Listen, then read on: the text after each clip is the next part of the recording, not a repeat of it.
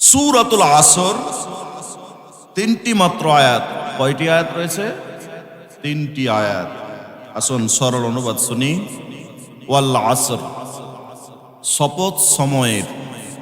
ইন্নাল ইনসানা লাফি খুসর, নিশ্চয় সকল মানুষ ক্ষতিগ্রস্ত, ক্ষতির মধ্যে ডুবে আছে, ক্ষতির মধ্যে পড়ে গেছে, ক্ষতিগ্রস্ত, ক্ষতিতে নিমজ্জিত। ইল্লাল্লাযীনা আমানু, কিন্তু তারা ছাড়া যারা আমানু ঈমানদার, ওয়া আমিলুস সালিহাত, এবং সৎ কাজ করে, নেক আমল করে, ওয়া তাওয়াসাউ বিল হক, এবং পরস্পরকে হকের উপদেশ দেয়, সত্যের উপদেশ দেয়, ওয়া তাওয়াসাউ বিস সবর, এবং পরস্পরকে কিসের উপদেশ দেয়? ধৈর্যের। এই সূরাটি আপনাদের মুখস্থ সূরা না? জি, সবার মুখস্থ আছে এবং অর্থ অনেকের মুখস্থ। প্রিয় মুসল্লিবিন্দু, সূরাটি মক্কায় অবতীর্ণ হয়েছে। কোথায়? আয়াত রয়েছে তিনটি। আয়াত কয়টি? প্রথম আয়াত থেকে, এই সূরার প্রথম আয়াত ওয়াল আসর, এই প্রথম আয়াত থেকে সূরাটির নামকরণ করা হয়েছে আসর। সম্মানিত উপস্থিতি, এবার আমরা আয়াতের ব্যাখ্যায় যাব না শানে নজুল। প্রিয় মুসল্লিবৃন্দ, উপস্থিতি, সূরাতুল আসর, এই যে আল্লাহ রাব্বুল আলামিন এখানে সূরাতুল আসর নাজিল করেছেন কোরআনে কারিমে। কোন সময়? যেই সময় মক্কায় মানুষ, কাফের মুশরিকেরা, কমজোর ইমানদার যারা ছিল, যাদের ইমানের একটু দুর্বল ছিল, তাদেরকে বলতো যে তোমরা ইমান আনার পরে ইসলাম গ্রহণের কারণে তোমাদের সবই ব্যর্থ। এই যে আমরা দেবদেবীর পূজা করছি, আমরা বাপদাদার ধর্ম পালন করছি এতদিন যাবৎ, আমরা এতগুলো উপাস্য পালন করছি, তোমরা মাত্র একজন ইলার উপাস্য করছো। কয়জনের? একজনের। তোমাদের মানে পরকালটা ধ্বংস, এবং মুহাম্মদের জন্য এমন পাগল হয়ে গেছো তোমরা, সব মানে সংসার ছেড়ে দিয়েছো, তোমাদের দুনিয়াও ধ্বংস। পরকালও তো ধ্বংস, ইহকালও ধ্বংস, তোমরা বড়ই ব্যর্থ। হযরত আবু বকর সিদ্দিক রাদিয়াল্লাহু তাআলা আনহুর কথা এসেছে, তিনি ব্যবসায়িক ছিলেন, অনেক ধনী মানুষ ছিলেন। প্রিয় মুসল্লিবৃন্দ, যে আবু বকর সিদ্দিক রাদিয়াল্লাহু তাআলা আনহু, আপনারা সূরাতুল লাহাবের শানে নজুলে শুনেছেন, তিনি সেই সাফা পাহাড়ের ওপর কত হাজার স্বর্ণ মুদ্রা দান করতে চেয়েছিলেন, করেছিলেন? ভুলে গেছেন? 40,000 স্বর্ণ মুদ্রা, 40,000 ভরি স্বর্ণ মুদ্রা দান করেছিলেন। সূরাতুল লাহাবের প্রথম বছরে, আজ থেকে 3 বছর আগে, মানে 4র্থ বছর, প্রথম বছরে সেই শানে নজুল আপনাদেরকে শুনিয়েছিলাম। হযরত আবু বকর সিদ্দিক রাদিয়াল্লাহু তাআলা আনহু ইসলামের জন্য বাজেট ঘোষণা করেছিলেন 40,000 ভরি স্বর্ণ। বলেন সুবহানাল্লাহ। কত ভরি? বর্তমানে 1 ভরি সোনার দাম কত? 2 লাখের উপরে, তাই না? 40,000 ভরি সোনার দাম কত হয় হিসাব করেন দেখি, ক্যালকুলেটর। বলেন সুবহানাল্লাহ। তিনি ইসলামের জন্য বাজেট ঘোষণা করলেন, দান করতে করতে, দাস মুক্ত করতে করতে এমন অবস্থা হয়ে গেল যে একেবারে নিঃস্বর মতন হয়ে গিয়েছিলেন। নাই, তাকে বলছিল তার বন্ধু, হে আবু বকর, তোমার তো পরকাল, দুনিয়া তো শেষ, পরকালও শেষ। কারণ তোমরা যে মুহাম্মদের কথা শুনে এক আল্লাহর ইবাদত করছো, একজন আল্লাহর ইবাদত করছো, তোমরা তো পরকালে মুক্তি পাবেই না, দুনিয়াও শেষ, তোমরা তো ধ্বংস। প্রিয় মুসল্লিবৃন্দ, আল্লাহ রাব্বুল আলামিন এ সকল ঘটনার প্রেক্ষিতে জানিয়ে দিলেন। কি জানালেন? ওয়াল আসর, শপথ সময়ের। কিসের শপথ? বলেন, সময়ের শপথ। আচ্ছা, কসম, সময়ের কসম। আচ্ছা, মানুষ কখন কসম খায়? এই মোবাইলটা আমার। কার? আমার। আপনি বলছেন না আপনার না, আমি বললাম না আমার, আপনারা বলছেন না আপনার না, আমি তখন বলবো আল্লাহর কসম এই মোবাইলটা আমার, আল্লাহি আল্লাহর কসম এই মোবাইলটা আমার। কসম কেন খেলাম বলেন? বিশ্বাস করানোর জন্য, বিশ্বাস করানোর জন্য। কথা বলছেন আল্লাহ, কে বলছেন? একে তো আল্লাহ বলছেন, আবার কসম করে বলছেন। আল্লাহ রাব্বুল আলামিন সময়ের কসম খেয়েছেন, আর আমরা মানুষ, আল্লাহ ছাড়া কারো কসম করা যাবে না। আল্লাহ ছাড়া অন্য নামে কসম করা শিরক। অনেকে আছে না আপনাদের এলাকায়, বিদ্যার কিরে কসম, মা বাপের কসম, মাটির ওপর দাঁড়িয়ে থেকে বলছি বলে না, 32 বাঁধনের নিচে বলছে। আমাদের দিকে বলে, আপনাদের দিকে বলে কিনা জানি না। মানে ঘরের এই যে মানে চালের যে ঘর, মানে টিনের ঘরে 32টা বাঁধন লাগে, এই খুঁটি পাড়। আমার ভাষা বুঝতে অসুবিধা হচ্ছে নাকি? 32 বাঁধনের নিচে দাঁড়িয়ে বলছি, বলে নাউজুবিল্লাহ। হ্যাঁ, এইভাবে করে কিবলার দিকে দাঁড়িয়ে বলছি, মসজিদের দিকে মুখ করে বলছি, কুরআন হাতে নিয়ে বলছি। এই যে শপথ, আল্লাহ ছাড়া অন্য কোন নামে শপথ করা যাবে না। এটা প্রথম শিক্ষা আজকে সূরাতুল আসরের থেকে। কিন্তু আল্লাহ রাব্বুল আলামিন তিনি যেই বিষয়ের উপর আলোচনা করতে গিয়েছেন, সে সমসাময়িক বিষয়ের উপরে একটা বিশাল মহত্বর উপরে তিনি কসম করেছেন। এখানে কসম করেছেন কিসের? সময়ের। আল্লাহ রাব্বুল আলামিন বলছেন ওয়াল আসর, শপথ কালের, সময়ের। শপথ কিসের? সময়। এখানে অনেক মুহাদ্দিসগণ বলেছেন এটা সময়ের শপথ বলতে পুরো সময়টাকে বলা হয়েছে। আর কোন কোন মুফাসসিরগণ বলেন ওয়াল আসর বলতে আসর সময়ের কসম করা হয়েছে। সম্মানিত হাজিরিন, আল্লাহ রাব্বুল আলামিন আসর সময়ের কসম করে বললেন, সময়ের কসম করে বললেন ইন্নাল ইনসানা লাফি খুসর, নিশ্চয় সকল মানুষ ক্ষতিগ্রস্ত। বলেন আল্লাহু আকবার, বলেন নাউজুবিল্লাহ। সব মানুষ ক্ষতিগ্রস্ত, ম্যানকাইন্ড, যত মানুষ আছে। প্রিয় মুসল্লিবৃন্দ, ওই যে কাফের মুশরিকেরা বলছে আবু বকর তুমি ক্ষতিগ্রস্ত, যারা ইসলাম ধর্ম গ্রহণ করেছে তোমরা ক্ষতিগ্রস্ত, মুহাম্মদ সাল্লাল্লাহু আলাইহি সাল্লাম ক্ষতিগ্রস্ত। আল্লাহ কি বললেন? না, এরা শুধু নয়, সবাই ক্ষতিগ্রস্ত। ইল্লাল্লাযিনা, কিন্তু তারা ছাড়া, আমানু, যারা ঈমানদার। তাহলে 4টা গুণের কথা বলেছে। কয়টা গুণ? 4টা গুণের কথা বলেছেন। এই 4টা গুণ যাদের আছে তারা ক্ষতিগ্রস্ত নয়, তারা ছাড়া যত মানুষ আছে সবাই ক্ষতিগ্রস্ত। সম্মানিত হাজিরিন, এটা হচ্ছে শানে নজুল। চলেন ব্যাখ্যায় যায়। আল্লাহ রাব্বুল আলামিন এমন একটা সময়ের কসম করেছেন ওয়াল আসর, এই আসরের সালাত সম্পর্কে আল্লাহ রাব্বুল আলামিন কোরআনে কারিমে বলেছেন হাফিজু আলাস সালাতি ওয়াস সালাওয়াতিল উসতা। বলেন আল্লাহু আকবার। তোমরা সালাতের হেফাজত করো। কিসের হেফাজত করো?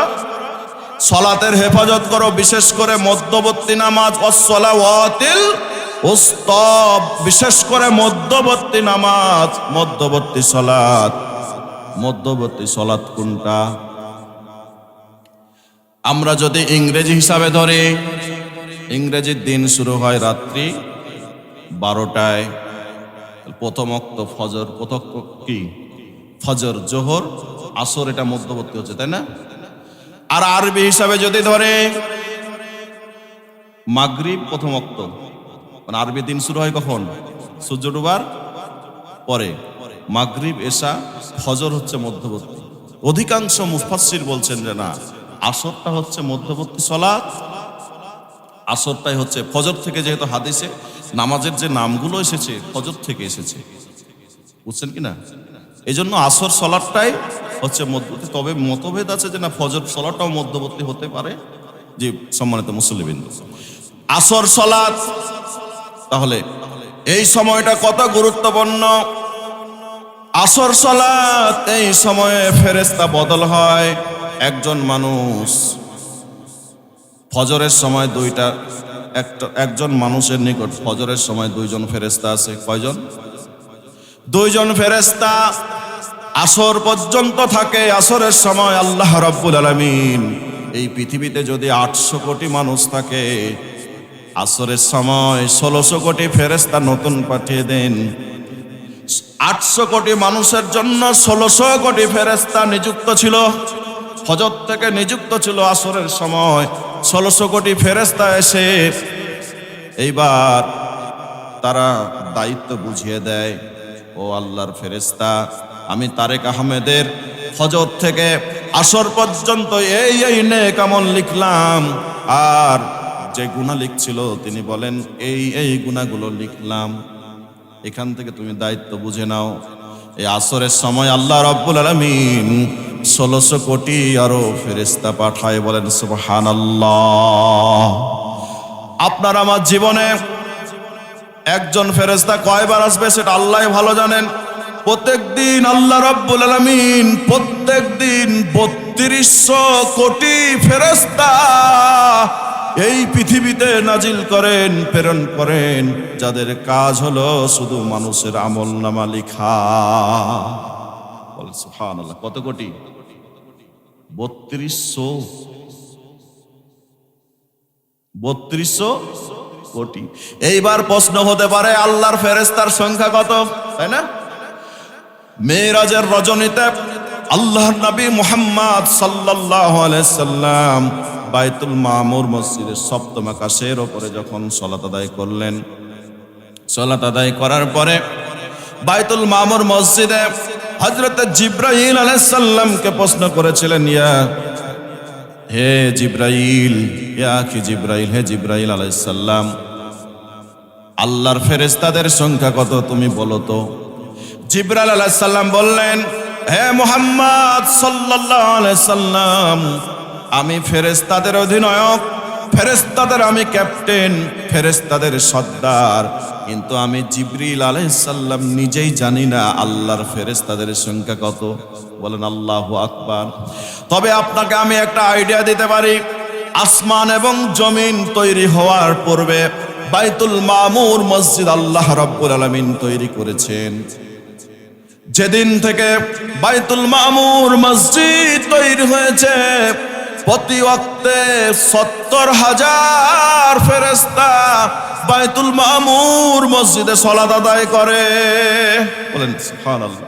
কত হাজার? 70,000 ফেরেশতা সালাত আদায় করে। ইয়া নবীজি সাল্লাল্লাহু আলাইহি সাল্লাম, যে ফেরেশতারা এই মসজিদে একবার সালাত আদায় করবে, কিয়ামত পর্যন্ত ওই ফেরেশতারা এই মসজিদে দ্বিতীয়বার আর সুযোগ পাবে না।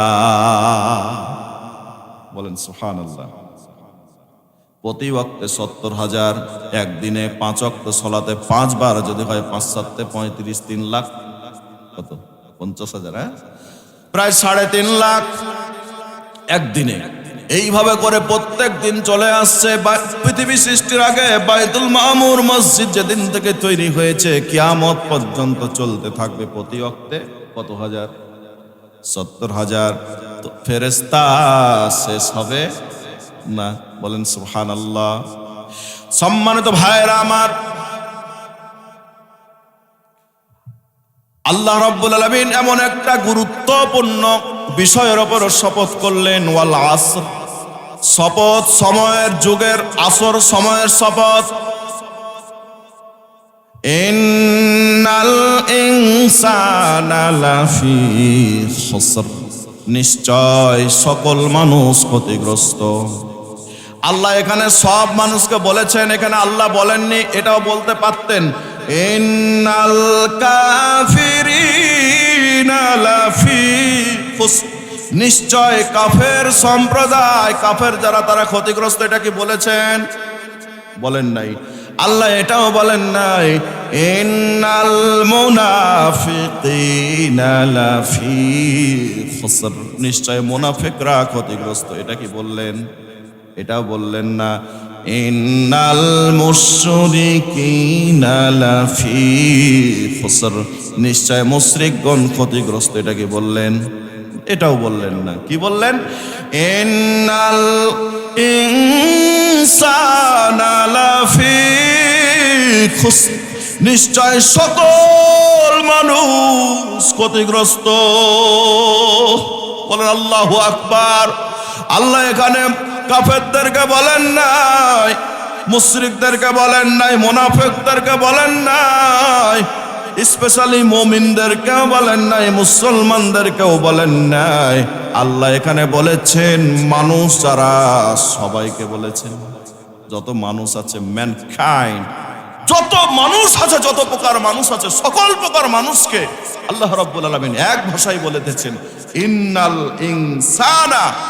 বক্তব্যের আগের আয়াতে তো আল্লাহ শপথ করেছেন, এই আয়াতের শুরুতে আল্লাহ রাব্বুল আলামিন ইন্নাল ইনসানা, আমার আল্লাহ রাব্বুল আলামিন হুরুফে মুসাব্বা বিল ফেল ব্যবহার করেছেন। ইন্না কি বলেছেন? ইন্না মানে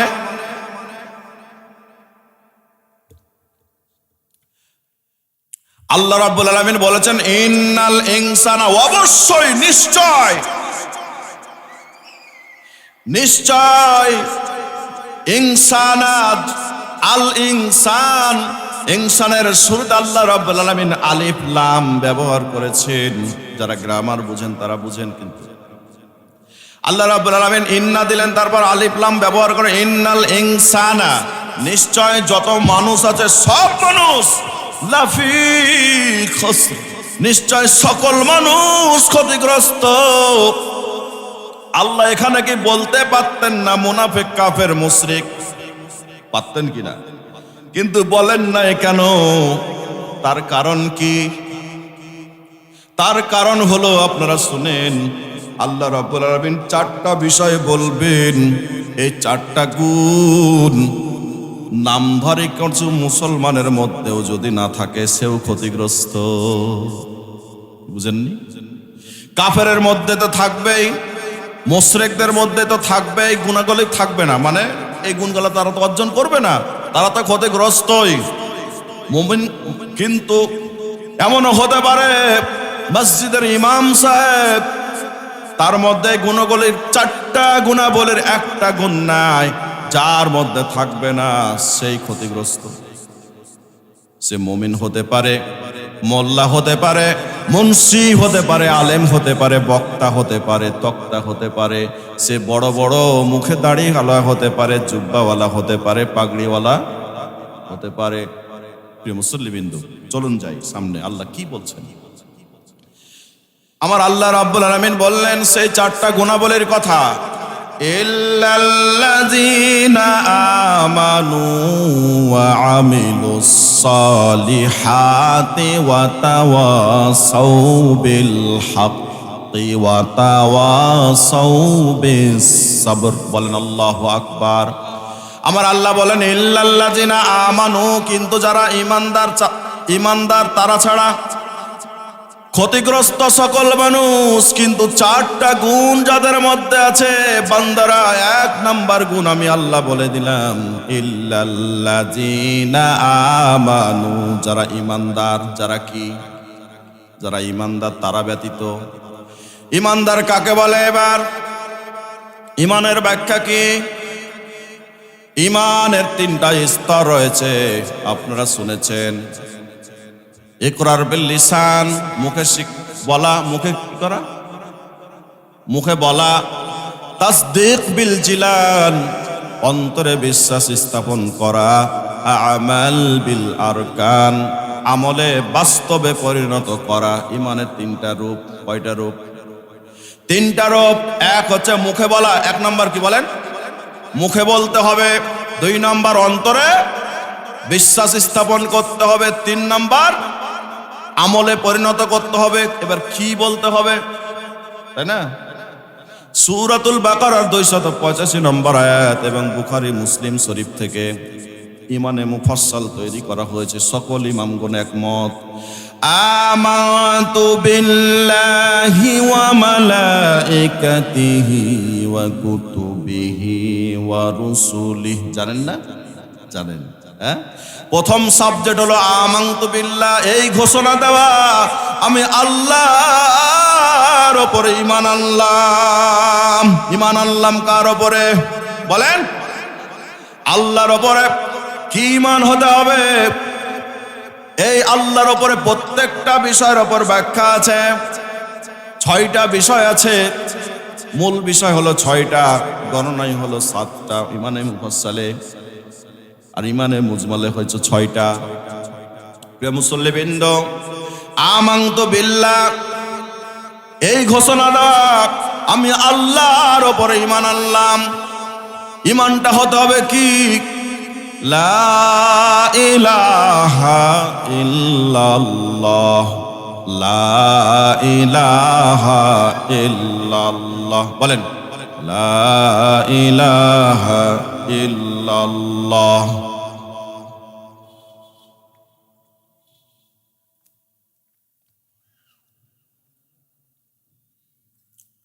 এই ঘোষণা দেওয়া লা ইলাহা ইল্লাল্লাহ, আল্লাহ ছাড়া কোনো মাবুদ নাই, কোনো রব নাই, কোনো ইলাহ নাই, একমাত্র উপাস্য, একমাত্র রব, একমাত্র আইনদাতা, বিধানদাতা, রিজিকদাতা, সৃষ্টিকর্তা। ইলার 30টা অর্থ রয়েছে। কতটি? ইলার 30টা অর্থ রয়েছে। এই সমস্ত অর্থগুলো সব হচ্ছেন আল্লাহ। আল্লাহ ছাড়া কোনো বিধানদাতা, রিজিকদাতা, সৃষ্টিকর্তা, লালন পালনকারী নাই। সবকে বলেন, সব মালিক হলেন আল্লাহ। এই ঘোষণা দেওয়া ওয়া মালাইকাতিহি ওয়া কুতুবিহি ওয়া রুসুলিহি ওয়াল ইয়াউমিল আখিরি ওয়াল কদরি খাইরিহি ওয়া শাররিহি মিনাল্লাহি তাআলা ওয়াল বা'স বা'দাল মাউত। প্রথমে আল্লাহর উপর ঈমান আনা, মুখে বলা আল্লাহ তিনি এক, আল্লাহ তিনি কয়জন? ফেরেশতাদের উপর ঈমান আনা, কিতাব সমূহের উপর ঈমান আনা, রসুল, যত নবী রসুলগণ আছেন আল্লাহর পক্ষ থেকে সবাই তারা বার্তাবাহক, আল্লাহর নবী রসুল যারা ছিলেন তাদের প্রতি ঈমান আনা। তকদিরের ভালো মন্দ আল্লাহর পক্ষ থেকে নির্ধারিত, এটা বিশ্বাস করা। ওয়াল ইয়াউমিল আখিরি, আর আখিরাত দিবসের ওপর বিশ্বাস করা। তারপরে সর্বশেষ হলো ওয়াল বা'সা বা'দাল মাউত, এই জীবন শেষ নয়, আর একটা জীবন আছে, তার নাম কি বলেন? বলেন, তার নাম হলো পরকাল। পরকালের উপর ঈমান আনা, ইয়াকিন, দৃঢ়ভাবে বিশ্বাস করা এই জীবন শেষ নয়, আরেকটা জীবন আছে, সেই জীবন আমাদেরকে উঠতেই হবে। বলার পরে তাসদিক বিল জিনান, এই যে মুখে যে কথাগুলো বললাম এগুলো অন্তরে বিশ্বাস স্থাপন করা। 3 নম্বর হলো আমলে পরিণত করা। আমি মুখে বললাম, মসজিদে বলছি আলহামদুলিল্লাহি রাব্বিল আলামিন, মুখে বললাম আর রহমানির রহিম মালিক ইয়াউমিদ্দিন ইয়্যাকা না'বুদু ওয়া ইয়্যাকা নাস্তাঈন, আমরা তোমার ইবাদত করি। ইয়্যাকা না'বুদু, একমাত্র তোমার ইবাদত করি। ওয়া ইয়্যাকা নাস্তাঈন,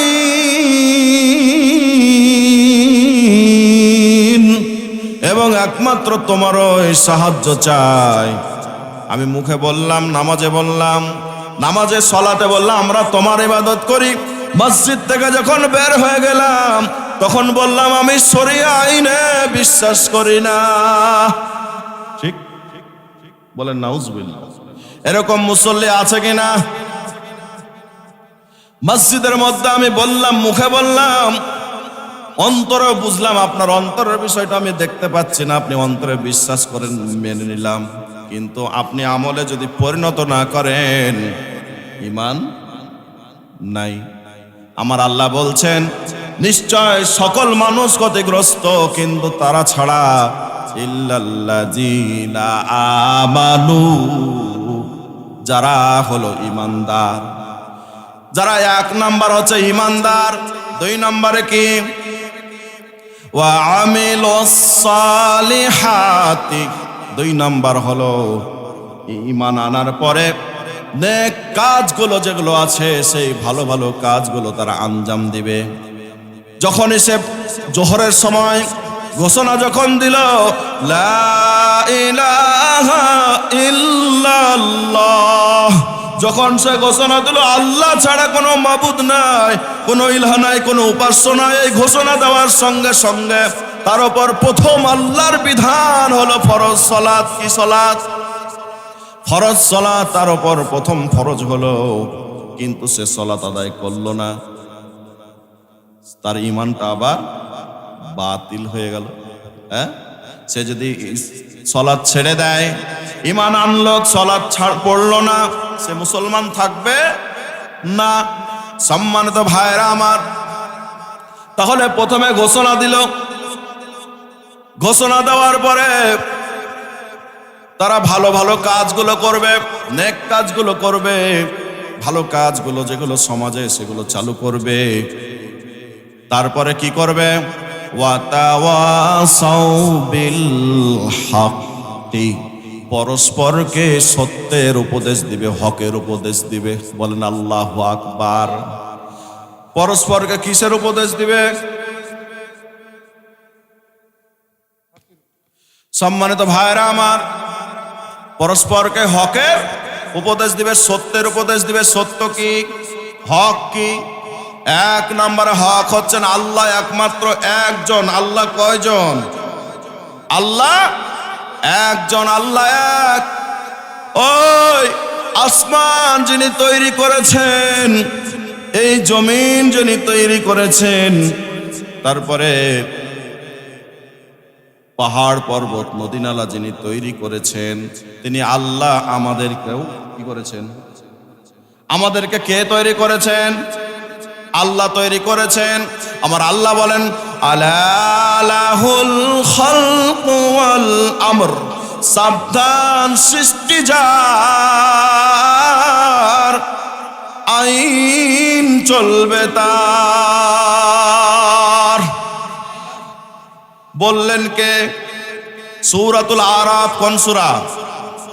সূরাতুল আরাফের মধ্যে আমার আল্লাহ বলে দিলেন সাবধান সৃষ্টি যার, আইন চলবে তার। আপনি আপনার বাবার আইন, আপনার স্বামীর আইন আপনি চালান, কোনো সমস্যা আমাদের নাই, কিন্তু আপনাকে একটা পৃথিবী তৈরি করতে হবে। ওই রাষ্ট্র তৈরি করে ওই রাষ্ট্রে আপনি আপনার মন যা চায় সব আপনি আইন পাস করুন, আমাদের সমস্যা নাই। কি আছে সমস্যা আপনাদের? সম্মানিত ভাইরা আমার, বসেন, জরুরত আছে। হ্যাঁ আমার ভাইরা, তাহলে পরস্পরকে কিসের উপদেশ দিবে? সত্যের উপদেশ দিবে, হকের উপদেশ দিবে। হক হচ্ছে আল্লাহ। হক কি? হক হচ্ছে কোরআন। হক কি বলেন? হক হলো কোরআন, হক হলো আল্লাহ নবী মুহাম্মদ সাল্লাল্লাহু আলাইহি সাল্লাম, হক হলো ইসলাম, হক হলো কোরআনের সংবিধান। কিসের সংবিধান? কোরআনের সংবিধান, কোরআনের আইন। সম্মানিত ভাইয়েরা আমার, এই পরস্পরকে হকের উপদেশ দিবে। আল্লাহ নবীজি মুহাম্মদ সাল্লাল্লাহু আলাইহি সাল্লাম মক্কায় 13টি বছর যে দাওয়াত দিয়েছিলেন, দাওয়াত ছিল 3টা। জোরে বলেন কয়টা? 1 নাম্বার তাওহীদ, 1 নাম্বার কি? 2 নাম্বার রিসালাত, 2 নাম্বার, 3 নাম্বার আখিরাত। তাওহীদ বলেন তো, তাওহীদ, রিসালাত, আখিরাত। 13টি বছর তিনি নামাজের দাওয়াত দেন নাই, হজের দাওয়াত দেননি, তিনি রোজা সিয়ামের দাওয়াত দেননি, পর্দার বিধান তিনি দেননি, যুদ্ধের বিধান, জিহাদের বিধান তিনি দেন নাই। যত ইসলামের অন্যান্য নিয়ম কানুন, যত বিধিবিধান আল্লাহ রাব্বুল আলামিন সেগুলো দেন নাই। মদের আইন দেননি, চুরির আইন দেননি, জেনার আইন দেন নাই, কোন আইন কানুন এগুলো দেন নাই। কেন দেননি? 23 বছর জিন্দগির 13টি বছর শুধুমাত্র 3টা দাওয়াত, শুধুমাত্র দাওয়াত, কোনো বিধান দেননি। দেখেন বিষয়টা, 13 বছর তিনি দাওয়াত দিলেন, তাওহীদ, রিসালাত, আখিরাত। 3টা দাওয়াত। কয়টা? 3টা। তাওহীদ, রিসালাত, আখিরাত, এই 3 দাওয়াতের উপর 13 বছর পার। কত বছর? 13 বছর, 3 দাওয়াত। সম্মানিত ভাইরা আমার, তার কারণ কি? এই হক আল্লাহ রাব্বুল আলামিন, তিনি আল্লাহ এক, রাসূল সাল্লাল্লাহু আলাইহি সাল্লাম আল্লাহর নবী। আর এই জীবন শেষ নয়, পরকালে আল্লাহর নিকট উঠতেই হবে, আল্লাহর দরবারে হাজির হতে হবে, পুরো জিন্দগির হিসাব নিকাশ আল্লাহর দরবারে দিতেই হবে। এই 3টা দাওয়াত তিনি দিয়েছেন। সালাতের বিধান কেন দেন নাই? কেন দেননি জানেন? রাসূলুল্লাহ সাল্লাল্লাহু আলাইহি সাল্লাম মক্কাতে থাকাকালীন কেন আল্লাহ রাব্বুল আলামিন সালাত কায়েম করতে বলেননি? তার কারণ কি? তার কারণ হলো রাসূলুল্লাহ সাল্লাল্লাহু আলাইহি সাল্লাম মক্কাতে যখন ছিলেন, তার কাছে রাষ্ট্র ক্ষমতা ছিল না। কি ছিল না? রাষ্ট্র ক্ষমতা ছিল না। তিনি যে অর্ডার করবেন, বেলা 1টার সময় যখন জোহরের সালাতের আজান হয়ে যাবে, আজান হওয়ার সঙ্গে সঙ্গে কোন স্কুল, কলেজ, বিশ্ববিদ্যালয়, কোর্ট কাচারি কোনো কিছু চলবে না, সব জোহরের সালাতের বিরতি। বলেন আল্লাহু আকবার।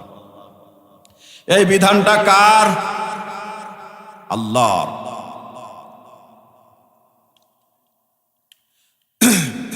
সম্মানিত ভাইরা আমার, আসরের এভাবে বিরতি থাকবে, মাগরিব, এশার, দোকানপাট, আজান হওয়ার সঙ্গে সঙ্গে কোনো দোকানপাট চলতে পারবে না। আজান হবে, ব্যবসা বাণিজ্য বন্ধ, কেউ আর বেচাকেনা করতে পারবে না। কেউ যদি করে তাহলে জরিমানা হবে। প্রত্যেকটা গ্রামে, প্রত্যেকটা মহল্লায়, প্রত্যেকটা পাড়ায়, প্রত্যেকটা বাজারে প্রশাসনের লোক নিয়োগ করা হবে।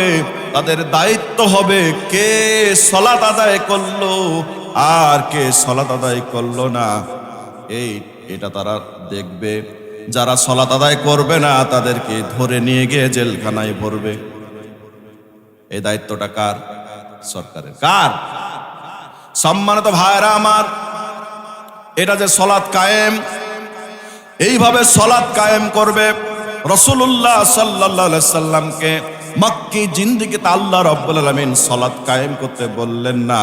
তার প্রধান কারণ হলো রাসূলুল্লাহ সাল্লাল্লাহু আলাইহি সাল্লাম সালাত কায়েম করতে পারবেন না। তার কারণ তার ছিল না রাষ্ট্র ক্ষমতা। কি ছিল না? সম্মানিত ভাইরা আমার, তিনি কেন তখন আইন দেননি? জাকাতের কেন আইন দেন নাই? জাকাত কায়েম করতে বলেছেন মদিনায় কেন? কিভাবে কায়েম করেছিলেন? কিভাবে কায়েম হবে? কিভাবে কায়েম করা দায়িত্ব? যিনি ওয়ার্ডের কাউন্সিলর থাকবেন, ওয়ার্ড মেম্বার থাকবেন, মেম্বার যিনি থাকবেন, চেয়ারম্যান, মেম্বার, তারা লিস্ট করবেন এলাকায় কোন গ্রামে কোন পাড়ায় কার জাকাত বের হবে, কার কি পরিমাণ সম্পদ আছে, সেই সম্পদের লিস্ট হবে। জাকাত কি পরিমাণ হবে সেগুলো তারা আদায় করবে।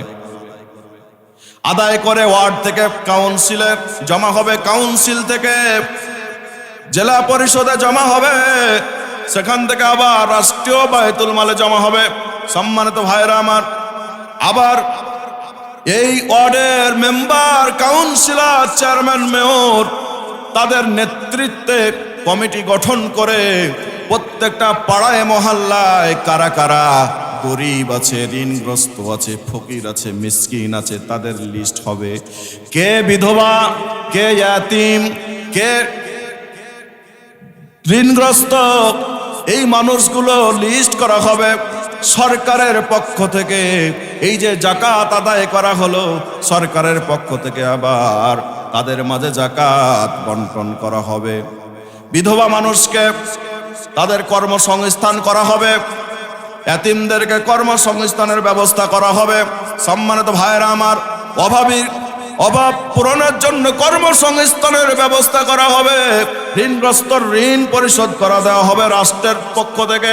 এইভাবে করে জাকাত যদি প্রতিষ্ঠিত হয়ে যায়, এই বাংলাদেশে নয় গোটা বিশ্বে যেখানে জাকাত ভিত্তিক অর্থনীতি চলবে, সেই দেশে কোনোদিন আর অভাব থাকবে না। এটা কার আইন? এই আইন কেন দেন নাই মক্কায়? কেন দেন নাই? রাষ্ট্র ক্ষমতা ছিল না। সম্মানিত ভাইরা আমার, জেনাকারী যদি হয়, ধর্ষণকারী যদি হয়, বিবাহিত অবিবাহিতর কিছু শাস্তি পার্থক্য রয়েছে, আছে না কোরআনে? সম্মানিত ভাইরা আমার, সূরা নূরে আল্লাহ রাব্বুল আলামিন বলেছেন, জেনাকারী নর এবং নারী তাদেরকে 100 বেত্রাঘাত করতে। কত বেত্রাঘাত? 100 বেত্রাঘাত। হাদিসে এসেছে রজম করার কথা যদি বিবাহিত হয়, যদি কি হয়? এই যে এত ধর্ষণ হচ্ছে, একজন ধর্ষণকারী, একজন রেপকারী, একজন জেনাকারীর যদি প্রকাশ্যে ফাঁসি দেওয়া হতো, রজম করা হতো, পাথর মেরে মেরে যদি হত্যা করা হতো, বলেন তো বাংলার জমিনে আর কি ধর্ষণকারী থাকতো? বলেন, থাকতো না। কিন্তু আল্লাহর নবীজি মুহাম্মদ সাল্লাল্লাহু আলাইহি সাল্লাম যখন ছিলেন মক্কায়, তখন কেন জেনার আইন নাজিল করা হলো না? তখন কি জেনা ছিল না? নাজিল করা কেন হয় নাই? কারণ নাজিল করলে তো হবে না, বিশ্ব নবীজি সাল্লাল্লাহু আলাইহি সাল্লামের রাষ্ট্র ক্ষমতা নাই। হ্যাঁ, এই জন্য জেনার আইনও নাজিল করা হয় নাই। বুঝেন না আপনারা? সম্মানিত ভাইরা আমার, চুরির আইন, চুরি করলে কি করতে হবে বলেন? হাত কাটতে হবে। আমার আল্লাহ বলেন, আস-সারিকাতু ওয়াস-সারিকু ফাক্তাউ আইদিয়াহুমা, আস-সারিকু ওয়াস-সারিকাতু ফাক্তাউ আইদিয়াহুমা, চোর এবং চুন্নির হাত কাটো। আইনটা কার?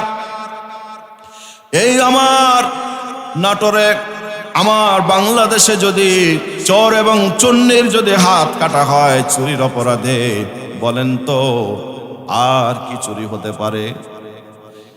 চুরি প্রথমে চুরি করবে এক হাত, আরেকবার চুরি করবে আর এক হাত।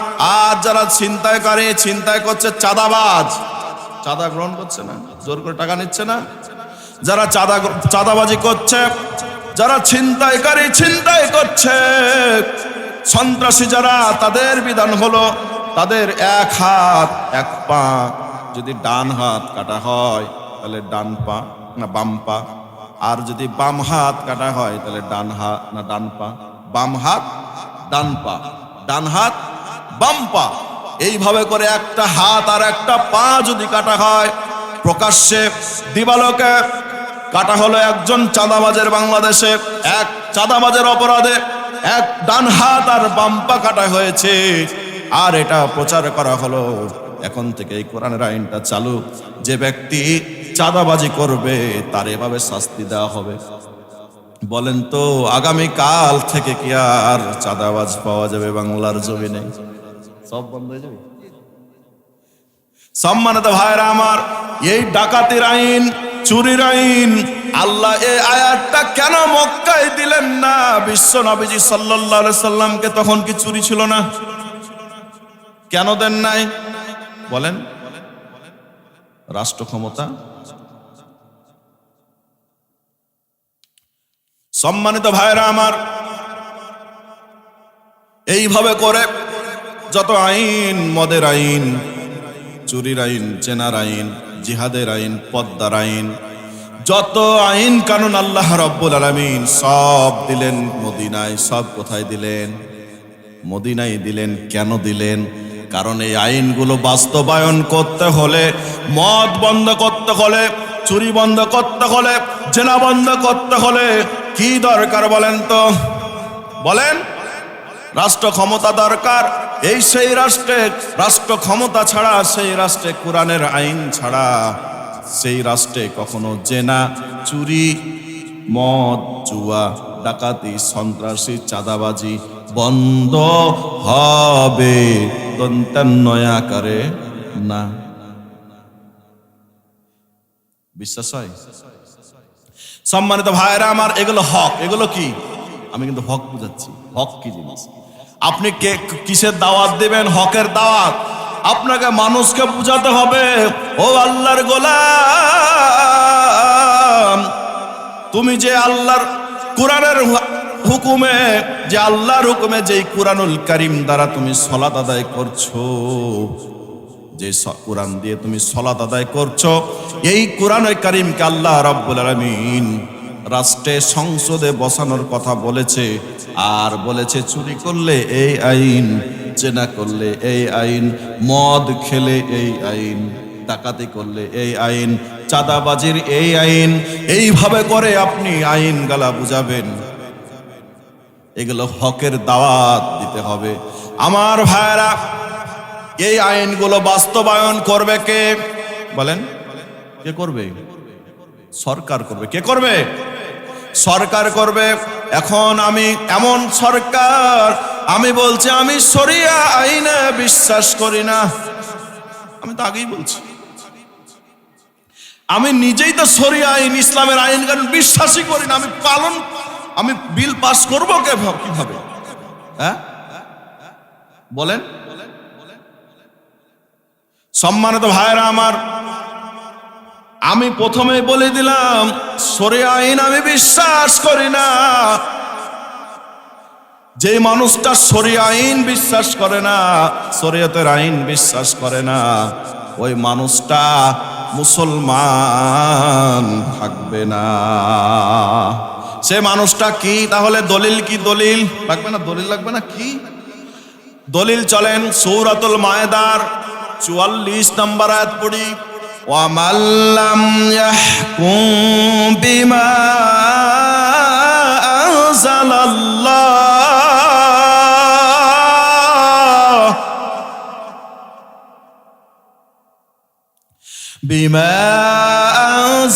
اللَّهُ فَأُولَئِكَ هُمُ الْكَافِرُونَ। আমার আল্লাহ বলেন, যারা আমার নাজিল করা বাণী কোরআনে কারীম দ্বারা যারা বিচার করে না, বিচার ফয়সালা করে না, আমি আল্লাহ ঘোষণা করলাম তারা হলো কাফের। তারা কি? তারা কাফের। বললেন কে? আল্লাহ বলে দিলেন তারা সবাই কাফির। এখানে উলাইকা হুমুল কাফিরুন বহুবচন। সব এটা কাফিরুনা বোঝাতে কি বোঝায়? সম্মানিত ভাইরা আমার, বললেন না ওই নেতা কাফের, এটা বললেননি। এটা কাফিরুনা বলা হয়েছে, তার কারণ হলো ওই নেতা সংসদে কি একাই যেতে পারবে না, ভোট লাগবে, সমর্থন লাগবে, লাগবে না? সম্মানিত ভাইরা আমার, যে নেতা কোরআনের কারীম দ্বারা দেশ চালায় না, রাষ্ট্র চালায় না, কোরআনের এই বিধানগুলো যারা মানতে চায় না, মানে না, কোরআনুল কারীমের সংবিধান যারা চায় না, যে নেতা, আর ওই নেতার যারা কর্মী, যারা সমর্থক, ভোটার, আমার আল্লাহ সবাইকে বললেন উলাইকা হুমুল কাফিরুন, তারা সবাই হলো কাফের। বললেন কে? আপনি নিজের গায়ে লেন না রে ভাই, নিজের গায়ে লেন না। আমি আওয়ামী লীগের ভাইদেরকে বলবো নিজের গায়ে লিয়েন না, বিএনপির ভাইদেরকে বলবো নিজের গায়ে লিয়েন না, জামাত যারা তাদেরকে বলবো নিজের গায়ে পেতে লিয়েন না, যারা চরমনাই, তারপরে জাতীয় পার্টি, এনসিপি, যত দল আছেন আপনারা নিজের গায়ে লিয়েন না। ঘোষণাটা দিচ্ছেন স্বয়ং সৃষ্টিকর্তা আল্লাহ। কে ঘোষণা দিয়েছেন? আল্লাহ ঘোষণা দিয়েছেন। এইটা বলেই যদি শেষ হতো তাও তো হতো যে কাফের শুধু আল্লাহ বলেছেন একটা আয়াত। তারপরের আয়াত শুনেন, ওয়ামান লাম ইয়াহকুম বিমা আনজালাল্লাহু ফাউলাইকা হুমুল ফাসিকুন। বলেন আল্লাহু আকবার। আমার আল্লাহ তারপরে আরো বললেন, যারা আমার নাজিল করা কুরআনুল কারীমের বিধান দ্বারা রাষ্ট্র চালায় না, হুকুমত চালায় না, দেশ চালায় না, সংবিধান চালায় না, আমি আল্লাহ ঘোষণা করলাম ওই নেতা এবং কর্মী সমর্থক ভোটার যারা আছে সবাই হলো ফাসিক, পাপী। বললেন কে? এটা বলেও যদি থেমে যেতেন তাও হতো। আরেকটা কথা বললেন, তারপরের আয়াতে কি বললেন? আমার আল্লাহ আরো বললেন, ওয়ামান লাম ইয়াহকুম বিমা আনজালাল্লাহ ফাউলাইকা হুমুল যালিমুন।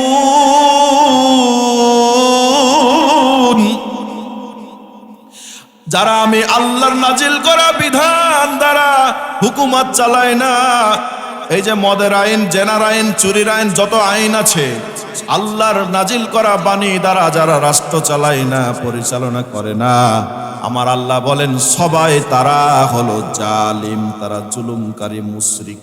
তারা কি?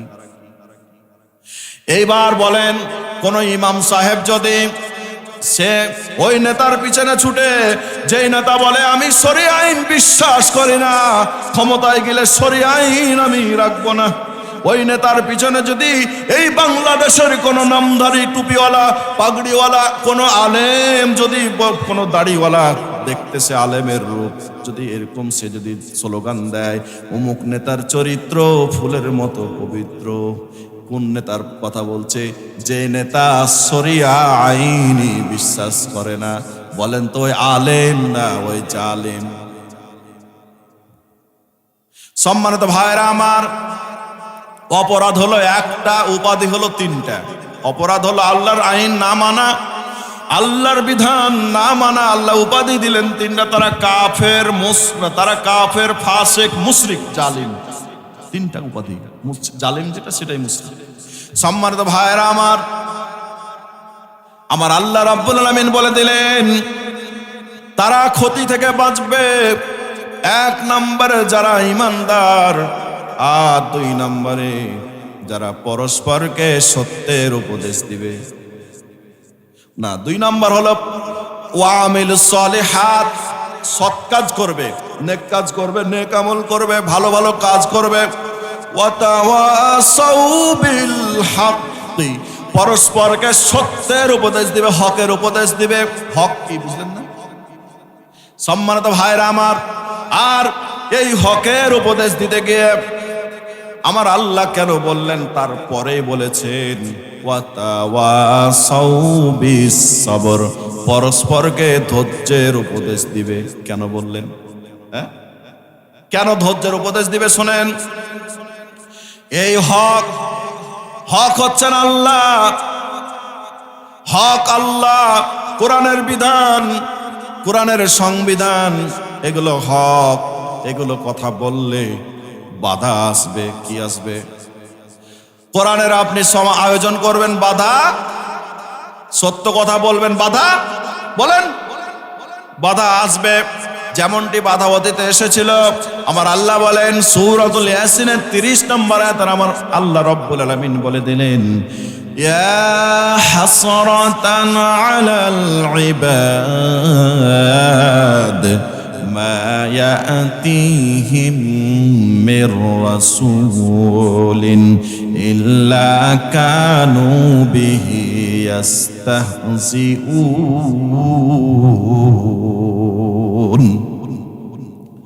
আমার আল্লাহ বলেন বান্দার প্রতি আফসোস, তাদের নিকট আমি যে নবী রাসূলগণ পাঠালাম সমস্ত নবী রাসূলগণের সঙ্গেই তারা খারাপ আচরণ করেছে।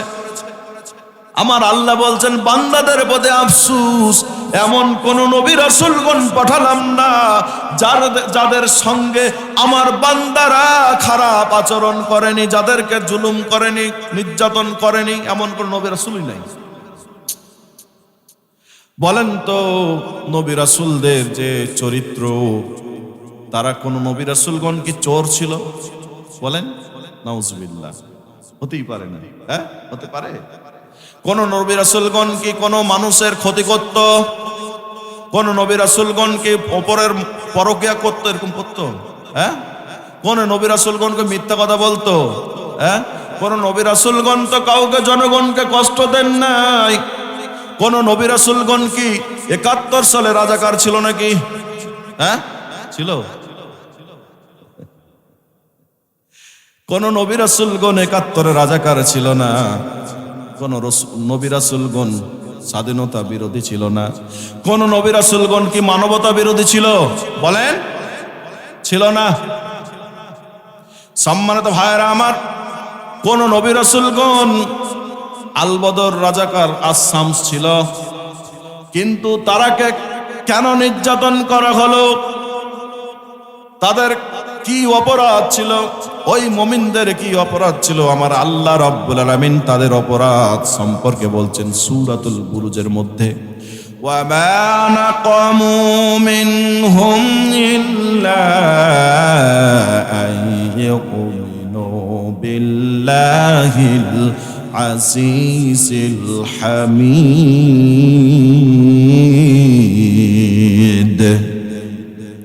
আমার আল্লাহ বলেন তাদের একটাই অপরাধ ছিল, আইয়ুমিনু বিল্লাহ,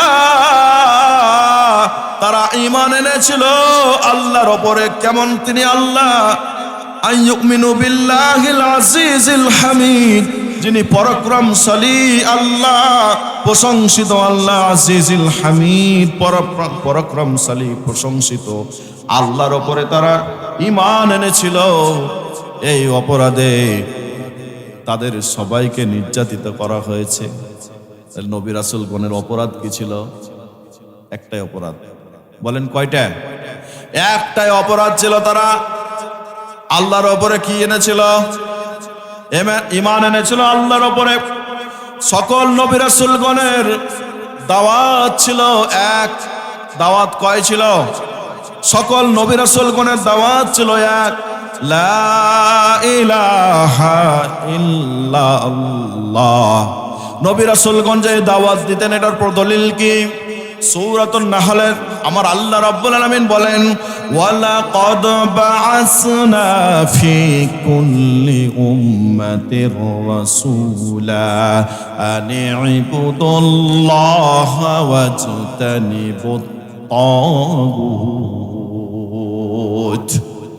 আমার আল্লাহ বলেন, ওয়ালাকাদ বাআসনা ফি কুল্লি উম্মাতির রাসূলা, আমি সকল উম্মতের জন্য রাসূল পাঠিয়েছি, নবী পাঠিয়েছি। তাদের দায়িত্ব ছিল আনি ইবুদুল্লাহ।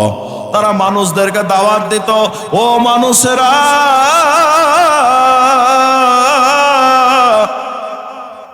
ও মানুষেরা, ও জাতির লোকেরা, আনি ইবুদুল্লাহ, তোমরা একমাত্র ইবাদত করো আল্লাহর। একমাত্র ইবাদত করো কার? আল্লাহ। তাদের সবার দাওয়াত ছিল একটা, লা ইলাহা ইল্লাল্লাহ। বলেন, লা ইলাহা ইল্লাল্লাহ।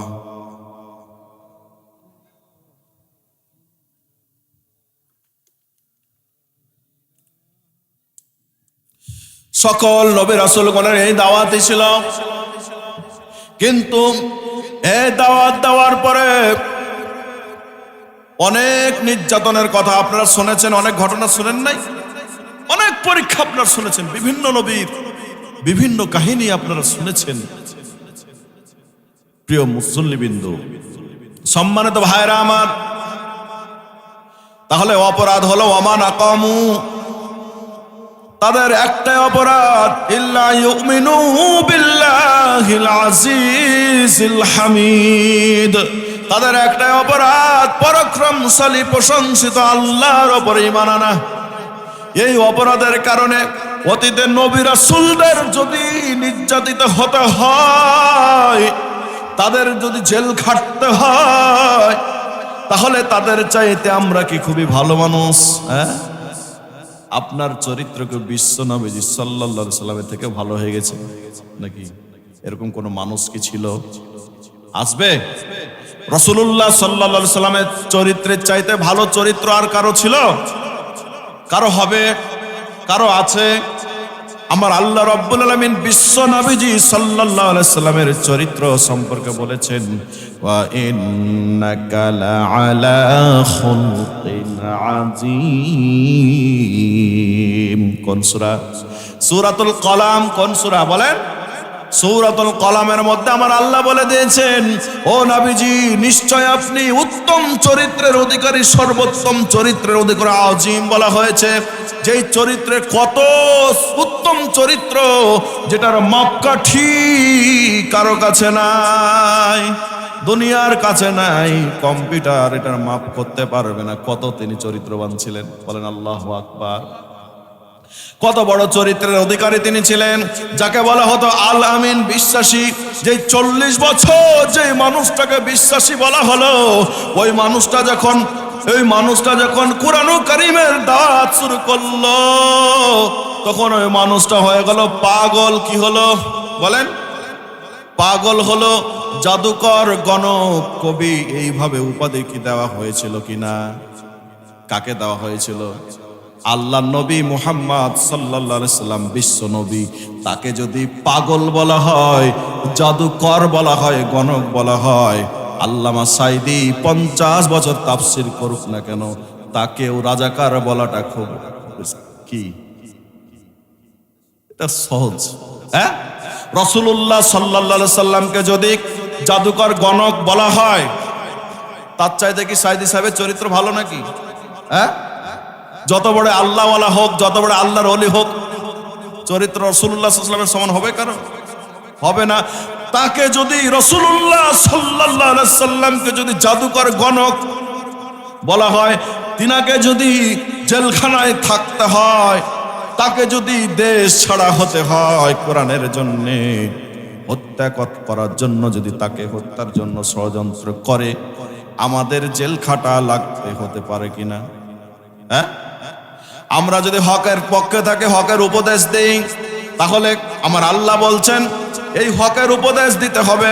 হকের উপদেশ দিবে তাদের 3 নম্বর বৈশিষ্ট্য। আর যখন হকের উপদেশ দিবে, তখন ওয়াতাওয়াসাউ বিস-সবর, তখন পরস্পরকে ধৈর্যের উপদেশ দিবে।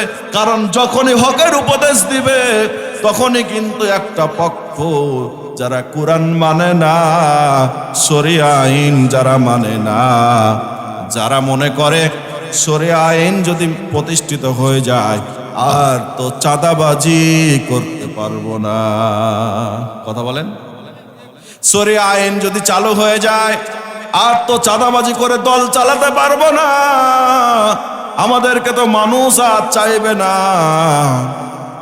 তাহলে তো এই কোরআনের মাহফিল বন্ধ করা লাগবে, যত কৌশল সব আঁকা লাগবে। কথা বলেন? এই মানুষগুলো কারা? এই মানুষগুলো হলো ওই প্রথম থেকে চলে আসছে যারা ইসলামের বিরোধিতাকারী, তাদের সঙ্গে এরা ওই লাহাব, ওই আবু জেহেল, ওই ফেরাউন, ওই নমরুদ, আর এই বর্তমান যুগে যারা কোরআন বিরোধিতাকারী, যারা শরিয়া আইন চাই না, ইসলামের আইন চাই না, ওই নমরুদ আর এই নমরুদ একই নমরুদ। ওই জেহেল, ওই যে আবু জেহেল, তার উপাধি ছিল প্রথমে আবুল হাকাম। কি ছিল বলেন? আবুল হাকাম জ্ঞানীর পিতা। তার আসল নাম হলো উমার। আসল নাম কি? উমার। আবু জেহেলের আসল নাম উমার। তার নাম হলো উমার। মক্কার মানুষ তাকে, তার জ্ঞান এত বেশি ছিল, মক্কার মানুষ তাকে উপাধি দিল, এই উমারের নাম হয়ে গেল আবুল হাকাম। কি হলো? আবুল হাকাম। কি হলো? আবুল হাকাম জ্ঞানীর পিতা। কিসের পিতা? জ্ঞানের পিতা, কিন্তু ওই আবুল হাকামকে আল্লাহর হুকুমে রাসূলুল্লাহ সাল্লাল্লাহু আলাইহি ওয়াসাল্লাম উপাধি দিলেন আবু জেহেল, মূর্খের পিতা। কিসের পিতা? মূর্খের পিতা। ওই জেহেল কেন মূর্খ হলো? সব জানার পরেও সে বলছে মুহাম্মদ সব মানবো, তুমি নামাজ পড়বা এটা মানবো, কাবা ঘর তওয়াফ করবে মানবো, কাবা ঘরের মেরামত করবে মানবো, মুহাম্মদ আমি শরিয়া আইন মানবো না। ওই জেহেল, এই জেহেল একই জেহেল। সম্মানিত ভাইরা আমার, কষ্ট হচ্ছে না তো আপনাদের? আল্লাহ রাব্বুল আলামিন চারটা বৈশিষ্ট্যের কথা বললেন। কয়টা? চারটা বৈশিষ্ট্য। সর্বশেষ বৈশিষ্ট্য যেটা হচ্ছে সবর, পরস্পরকে ধৈর্যের উপদেশ দিতে হবে। কিসের উপদেশ? ধৈর্যের উপদেশ দিতে হবে। আমাদের কি হয়েছে? আপনারা এখানে আপনাদের কেউ কি বাড়িঘর আগুন দিয়ে পুড়িয়ে দিয়েছে এরকম কেন মানুষ আছেন এখানে? বলেন আছেন? আগুনের ওপর কাউকে চেপে ধরা হয়েছিল, ইসলাম মানার কারণে, হকের উপদেশ দেওয়ার কারণে আগুনের ওপরে কাউকে রাখা হয়েছিল, এরকম মানুষ আছেন নাকি আমার সামনে? অথচ আপনারা খাব্বাব রাদিয়াল্লাহু তাআলার কথা শুনেননি? শুনেছেন না? তাকে কি করা হয়েছিল? তিনি কামার ছিলেন। কি ছিলেন? কর্মকার। আপনাদেরকে শুনিয়েছিলাম এক বছর, মনে পড়ছে আমার। সম্মানিত ভাইরা আমার, আপনারা শুনেছিলেন জ্বলন্ত আঙ্গারের উপরে তাকে চেপে ধরা হয়েছিল। জ্বলন্ত আঙ্গারের উপরে চেপে ধরা হয়েছিল। শরীর থেকে চর্বি এবং গোশতগুলো গলে গলে সেই আগুন নিভেছিল। সম্মানিত ভাইরা আমার, সাহাবা রিদওয়ানুল্লাহ আজমাইন হুম, তাদের ওপরে যখন নির্যাতন হতো এই সূরাতুল আসর তারা তেলাওয়াত করে করে শোনাতেন। একজন আরেকজনের সাথে যখন সাক্ষাৎ হতেন, হাদিস করলেন, একজন আরেকজনের সাথে সাক্ষাৎ হলে সূরাতুল আসর না শুনিয়ে তারা যেতেন না। বলেন আল্লাহু আকবার। কারণ তারা জানে, তারা অর্থ জানতো। ওয়াল আসর, শপথ সময়ের। ইন্নাল ইনসানা লাফি খুসর, নিশ্চয় সকল মানুষ ক্ষতির মধ্যে নিমজ্জিত। বললেন কে? নিশ্চয় সকল মানুষ ক্ষতিগ্রস্ত। সাহাবা এবার প্রাণ পাবে, তাই বলছেন ও আল্লাহর সাহাবী, ইল্লাল্লাযিনা আমানু, কিন্তু তারা ক্ষতিগ্রস্ত নয় যারা এক নম্বরে ঈমানদার, দুই নম্বরে ওয়া আমিলুস সালিহাত, যারা নেক কাজ করে ঈমান আনার পরে, ওয়া তাওয়াসাউ বিল হাক্কি, পরস্পরকে সত্যের উপদেশ দেয়, ওয়া তাওয়াসাউ বিস সবর, এবং পরস্পরকে ধৈর্যের উপদেশ দেয় যারা, তারা হচ্ছে ক্ষতিগ্রস্ত নয়। আমরা হকের উপদেশ দিচ্ছি, নির্যাতন আসছে, বন্ধু আমার ধৈর্য ধারণ করো। কি করো? আমরা আমাদের মধ্যে গুণগুলো আছে কিনা দেখেন তো, মিলান নিজের সঙ্গে আছে কিনা। আপনি যত বড় আল্লাহওয়ালা হন না কেন, আপনি যত বড় নেতা হন না কেন, আমি যত বড়ই বক্তা হই না কেন, আমার মাঝে যদি এই গুণগুলোর চারটির কোনো একটি না থাকে, আমি ক্ষতিগ্রস্ত। বলেছেন কে? আল্লাহ। আপনি যত বড়ই আলেম হন না কেন, যত বড়ই নেতা হন না কেন, আপনার মধ্যে যদি সূরাতুল আসরে বর্ণিত চারটা গুণের কোনো একটা গুণ যদি না থাকে, আপনি কি? ক্ষতিগ্রস্ত। আর যারাই ক্ষতিগ্রস্ত তারাই হলো জাহান্নামী। তারা কি? সম্মানিত ভাইরা আমার, এই যে পরস্পরকে সত্যের উপদেশ দিতে হবে, এটা সত্যের উপদেশ দেওয়া, দাওয়াতি কাজ করা, হকের উপদেশ দেওয়া, এটা ফরজ। এটা কি? আমার আল্লাহ রাব্বুল আলামিন কোরআনে কারিমে সূরাতুল আলে ইমরানের মধ্যে বলেছেন কুনতুম খায়রা উম্মাতিন উখরিজাত লিন-নাসি তা'মুরুনা বিল মা'রুফি ওয়া তানহাউনা 'আনিল মুনকার ওয়া লিল্লাহি ওয়া তানহাউনা 'আনিল মুনকার। আমার আল্লাহ রাব্বুল আলামিন বলেন কুনতুম খায়রা উম্মাত, সূরাতুল আল ইমরানের 110 নম্বর আয়াত। কোন সূরা? আল ইমরানের 110 নম্বর আয়াত। কুনতুম খায়রা উম্মাত, তোমরাই উত্তম জাতি। উখরিজাত লিন-নাস, মানব জাতির মধ্য থেকে তোমাদেরকে বাছাই করা হয়েছে। বলেন তো এই পৃথিবীতে 800 কোটি মানুষ, 800 কোটি মানুষের মধ্যে কত কোটি মুসলমান? বলেন 180 কোটি। 800 কোটি মানুষের মধ্যে প্রায় 180 কোটি মুসলিম। তাও আবার আদমশুমারির নামে মুসলিম। কিসে মুসলিম? আব্দুর রহমান, আব্দুল সাত্তার, আব্দুল করিম, আব্দুল ওহাব, এইভাবে যে নাম আছে, নামে মুসলমান। প্রকৃতভাবে মুসলমান আরো অনেক কম। সম্মানিত ভাইরা আমার, প্রকৃত মুসলমান, আত্মসমর্পণকারী, প্রকৃত ইমানদার, প্রকৃত মুসলমান যদি খুঁজতে যায় পাওয়াই মুশকিল হয়ে যাবে। এই নামে মুসলমানের মধ্যে প্রায় 80 ভাগ, 85 ভাগ, এমনকি কোন কোন এলাকায় 90 ভাগ মানুষ যারা সালাতই আদায় করে না। হ্যাঁ, আছে কিনা? আচ্ছা বলেন তো, এবার আমি একটা প্রশ্ন করি।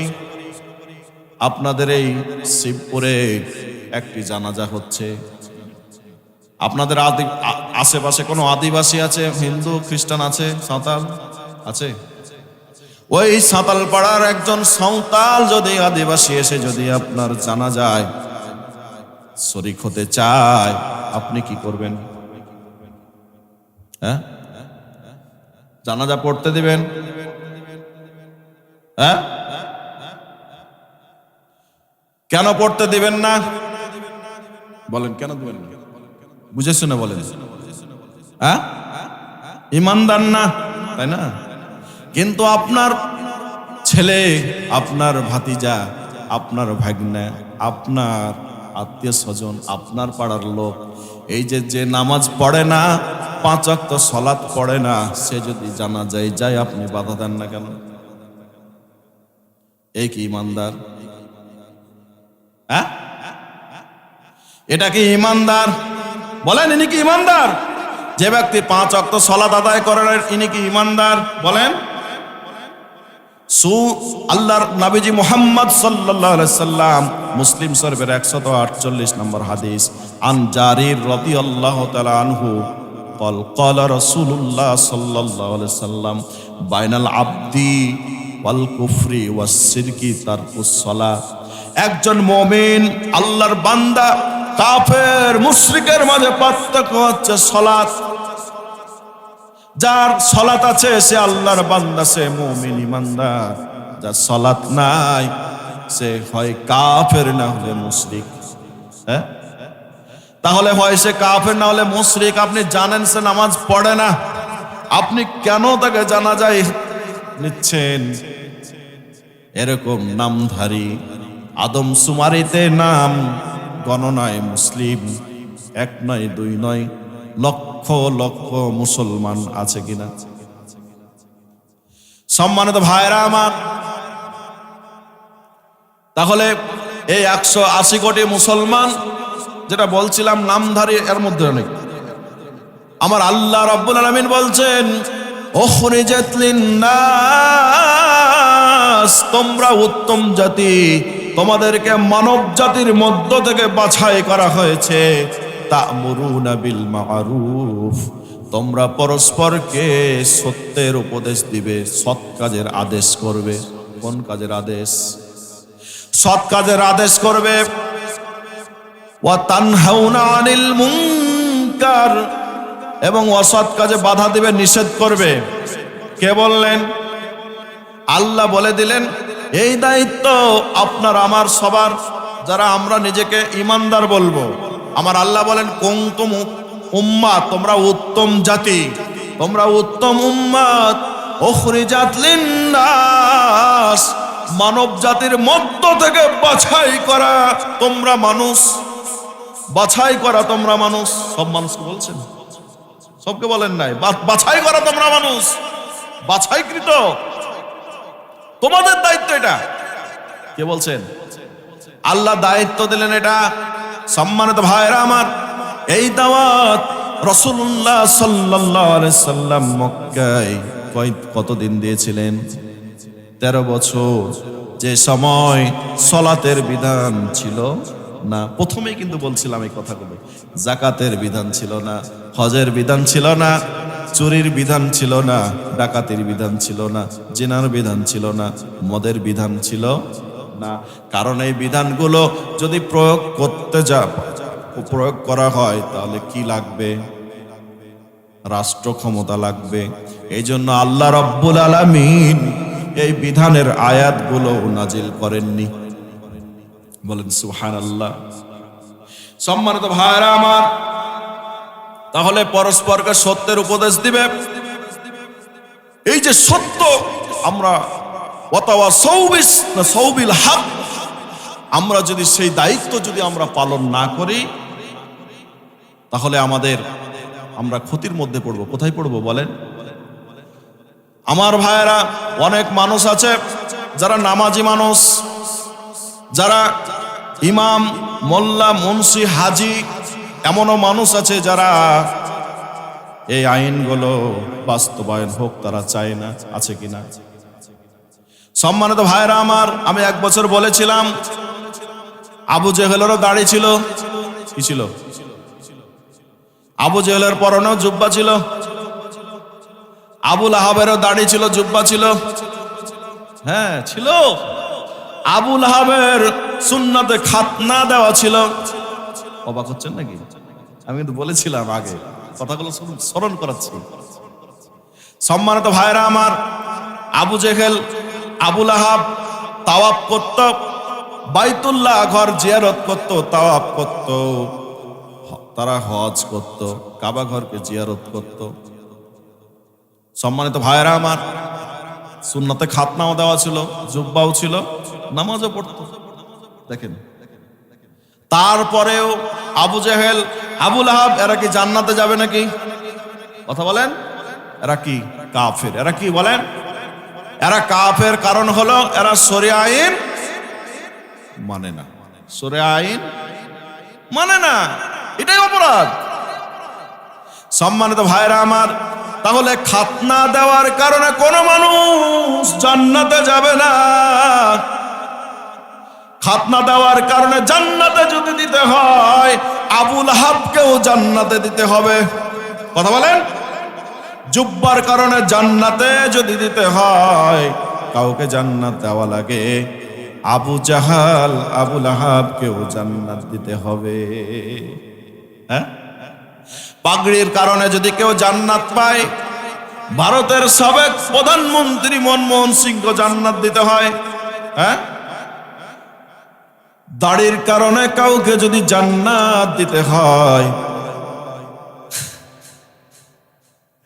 রবীন্দ্রনাথ ঠাকুরকেও জান্নাত দেওয়া লাগে।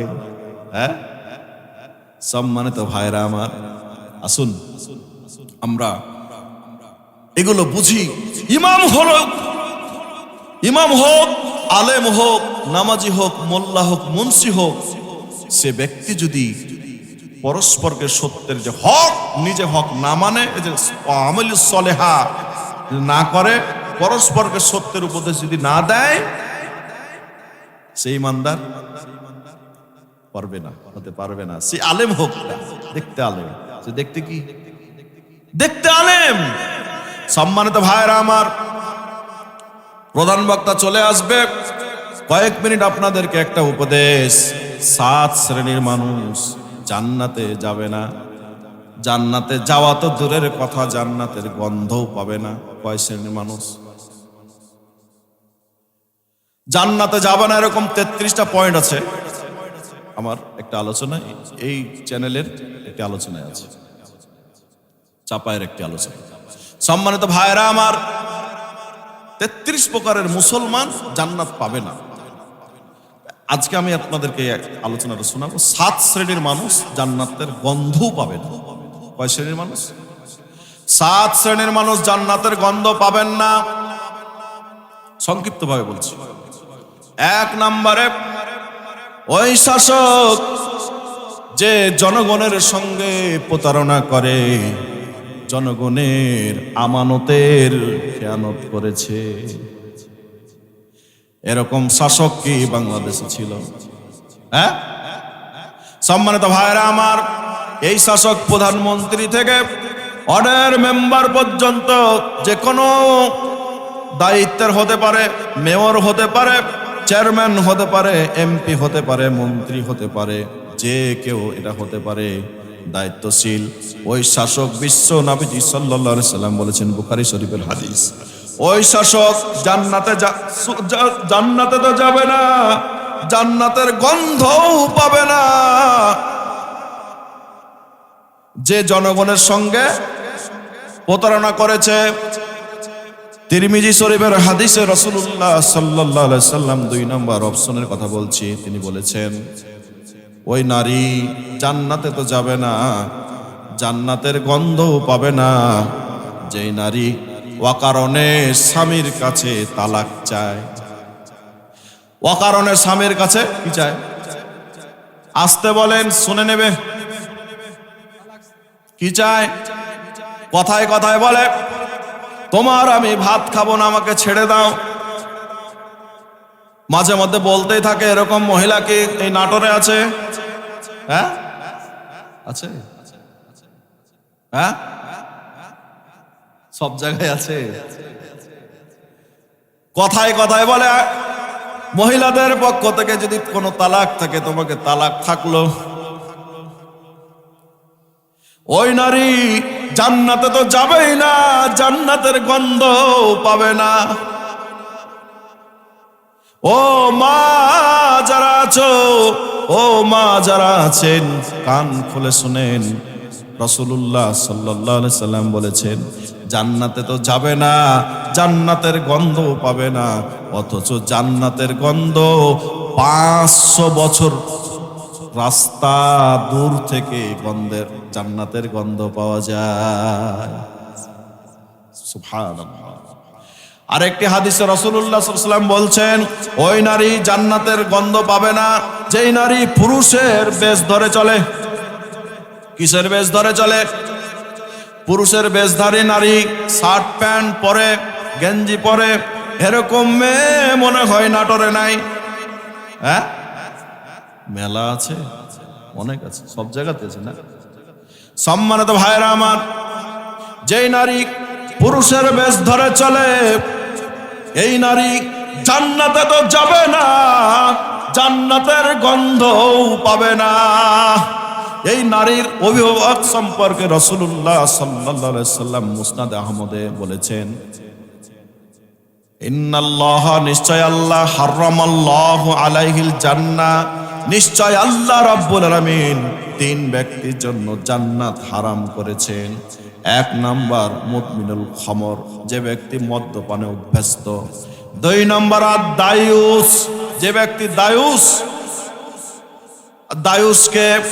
দায়ুসের আরেকটি হাদিস আছে আদ-দায়ুসু লা ইয়াদখুলুল জান্নাহ, দায়ুস কোনদিন জান্নাতে যাবে না।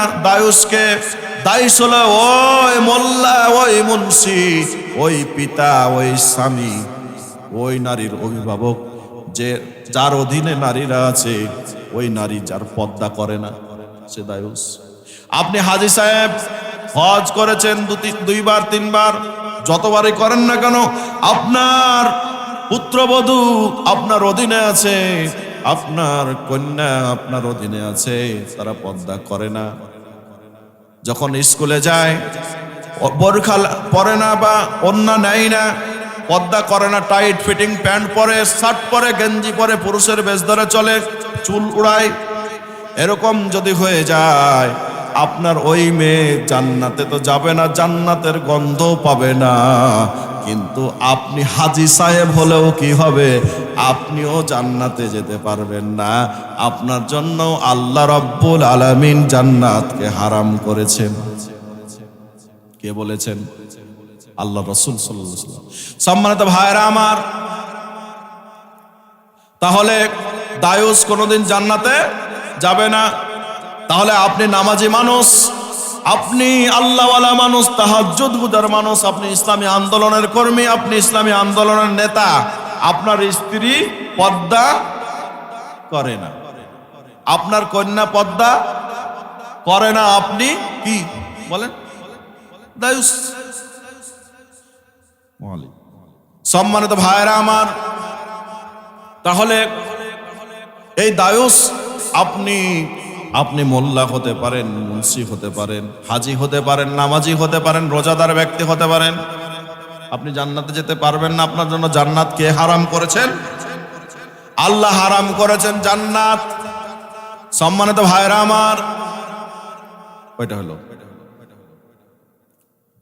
তারপরে ওই মানুষ, যেই মানুষ বয়স গোপন করার জন্য চুলে কলপ ব্যবহার করে, হ্যাঁ, চুলে দাড়িতে কালো রং করে, কালো রং আছে না? এই লালমনি শিবপুরে আছে, হ্যাঁ? এই মানুষটা জান্নাতে তো যাবে না, জান্নাতের গন্ধ পাবে না। সম্মানিত ভাইরা আমার, ও মা, ও ভাইরা আমার, যারা চুল পেকে গেছে, যাদের দাড়ি পেকেছে, বয়স লোকানোর জন্য আপনি কলব ব্যবহার করছেন, আল্লাহ নবীজি সাল্লাল্লাহু আলাইহি সাল্লাম আপনাকে বলছে, আপনি নামাজ পড়লেও, হাজি হলেও, তাহাজ্জুদ গুজার মানুষ হলেও আপনি জান্নাতে তো যাবেন না, জান্নাতের গন্ধও পাবেন না। কে বললেন? আল্লাহ নবী সাল্লাল্লাহু আলাইহি সাল্লাম বলেছেন। আর আল্লাহ নবীজি সাল্লাল্লাহু আলাইহি সাল্লাম যেটা বলেছেন সেটা কার কথা? আল্লাহর কথা। সম্মানিত ভাইরা আমার, ওয়াল আক, আক এটার মানে হলো অবাধ্য সন্তান। কি সন্তান? অবাধ্য সন্তান। ওই অবাধ্য সন্তান যেই পিতামাতার কথা শুনতো না, অবাধ্য সন্তান, সে জান্নাতে তো যাবে না, জান্নাতের গন্ধও পাবে না। বলেন নাউজুবিল্লাহ। এরকম সন্তান এই নাটোরে নাই, হ্যাঁ?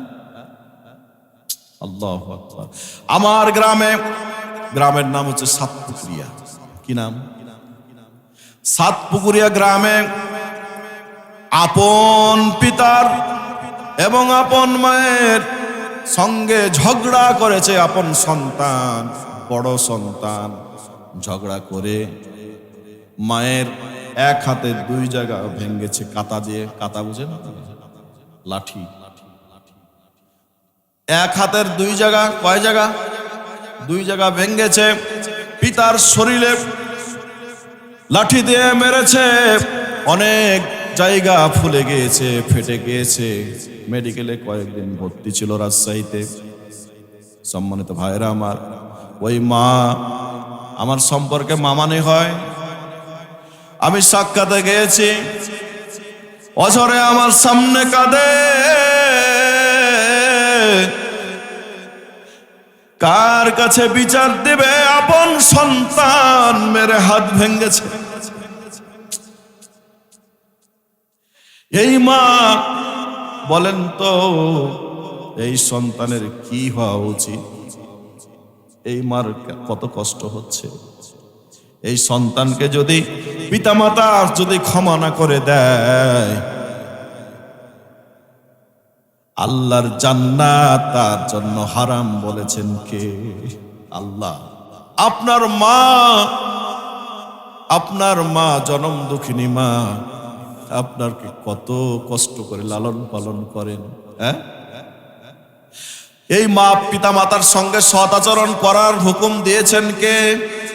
আমার আল্লাহ বলেন সূরাতুল বানী ইসরাঈলের মধ্যে, وقضى ربك ألا تعبدوا إلا إياه وبالوالدين إحسانا إما يبلغن عندك الكبر أحدهما أو كلاهما فلا تقل لهما أف ولا تنهرهما وقل لهما قولا كريما বলেন আল্লাহু আকবার।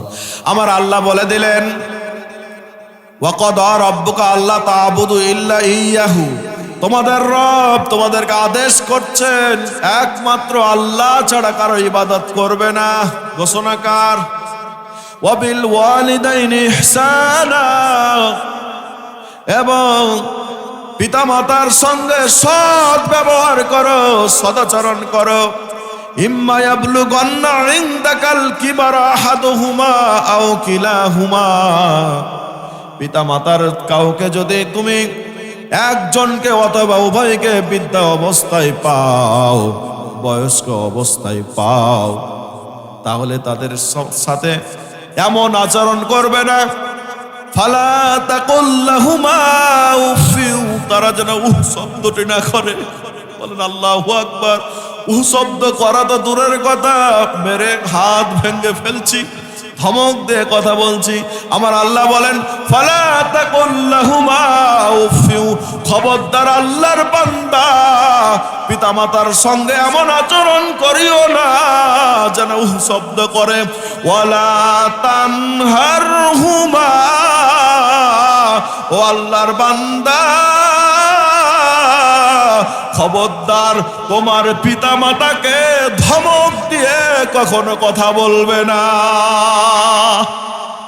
ঘোষণা কে দিয়েছেন? ধমকের স্বরে কথা বলবে না। আমাদের সন্তানরা ধমক দেয় কিনা? আমরা ধমক দিয়েছি কিনা? দিই নেই, আমরা ফেরেশতা ছিলাম। আমার আল্লাহ বলেন ধমক দিও না, ধমকের স্বরে কথাও বলিও না। তাহলে কিভাবে কথা বলবো? وَقُلْ لَهُمَا قَوْلًا كَرِيمًا, তাদের সঙ্গে সদাচরণ করো, কোমল ভাবে নরম স্বরে কথা বলো। বলেন সুবহানাল্লাহ। ঘোষণাকার আল্লাহর ঘোষণা। সম্মানিত ভাইরা আমার, এই পিতামাতার সঙ্গে মায়ের সঙ্গে কেন সদাচরণ করবেন? কারণ হলো আল্লাহর তো হুকুম। এই মা, আপনি তাকায় দেখেন কত কষ্ট করে আপনাকে আমাকে পেটের মধ্যে রেখেছিল, রাখে না? বিজ্ঞানীগণ বলেন 7 মাসে মায়ের পেটে 10 ইঞ্চি পেট, বাচ্চা 7 মাস যখন বয়স হয় বাচ্চা তখন 10 ইঞ্চি পেট এভাবে যে পাথলে ভাবে থেকে পেটটা পূরণ হয়ে যায় বাচ্চা। তারপরে বাচ্চা যখন তারপরে 7 মাসের পর যখন বড় হয়, বাচ্চার পা কলিজার মায়ের কলিজার দিকে যেতে থাকে, কলিজা বরাবর সেট হয়ে যায়। এই বাচ্চা যখন লাফালাফি করে, চলাফেরা করে, মানে বাচ্চা যখন নড়াচড়া করে, কলিজায় মায়ের কলিজায় লাথি লাগতে থাকে। বলেন সুবহানাল্লাহ। সম্মানিত ভাইরা আমার, চিকিৎসা বিজ্ঞানীগণ বলেন একজন সন্তান তার মায়ের কলিজায় 1 নয় 2 নয় প্রায় 4500 বার কলিজায় লাথি মারে। বলেন আল্লাহু আকবার। কতবার?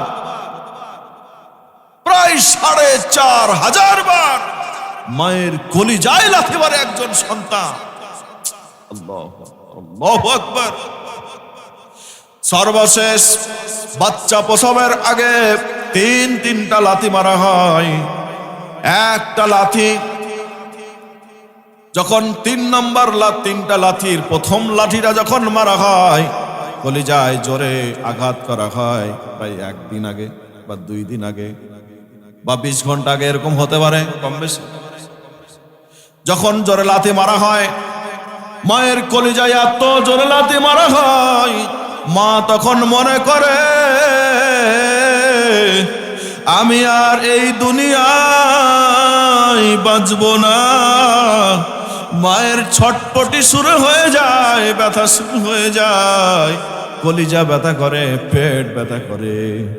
মা উঠে শান্তি পায় না, বসেও শান্তি পায় না, ঘুমাতেও পারে না, অনেক কষ্ট হয়। তারপরে যখন 2 নম্বর লাথি মারে তখন মা অনেক কষ্ট হয়, আরো জোরে লাথি। 2 নম্বর দ্বিতীয় লাঠিটা মারার পরে মায়ের পানি ভাঙ্গা শুরু হয়। মা বিভিন্ন জনের কাছে ক্ষমা চায়, মাফ চায়। সর্বশেষ ফোনে স্বামীকে, ও স্বামী, আমার যে পরিমাণ ব্যথা হচ্ছে গো স্বামী, আমি মনে হয় আর এই জমিনের বুকে থাকবো না।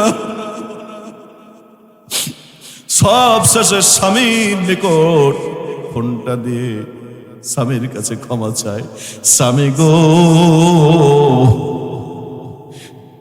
যদি কোনোদিন আমার ব্যবহারে কষ্ট পেয়ে থাকো, প্রাণের স্বামী, তুমি আমাকে জনমের মতো ক্ষমা করে দিও। সম্মানিত ভাইরা আমার, আরো ছটপট শুরু হয়ে গেল, ব্যথা বেশি বাড়তেই থাকে।